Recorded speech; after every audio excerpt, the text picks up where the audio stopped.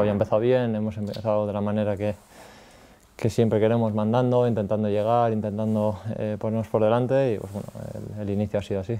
Sí, el equipo lo ha intentado, está claro que ocasiones hemos tenido, no hemos sabido finalizar, pero bueno, como digo, siempre queremos más, sabemos que este partido tenemos que sacar adelante y no ha sido así y nada, hay que pensar en el siguiente. Es complicado, está claro que cuando las cosas no salen, la confianza, cuando las cosas se torcen un poco es más baja, ¿no? Pero no hay excusas, tenemos que jugar con todos los ambientes, nosotros al final trabajamos para estar de la mejor manera posible y está claro que nosotros lo que queremos es intentar ganar. Sí, pero como siempre digo, al final lo importante es que el grupo se beneficie de ello, no ha servido para nada y pues bueno, ojalá el siguiente partido vuelva a marcar, pero sirva para ganar. Sí, pero no hay que pensar así, hay que pensar en saber que el equipo tiene más nivel de lo que hoy, a nivel futbolístico y evidentemente viene un partido pronto y tenemos que disfrutarlo.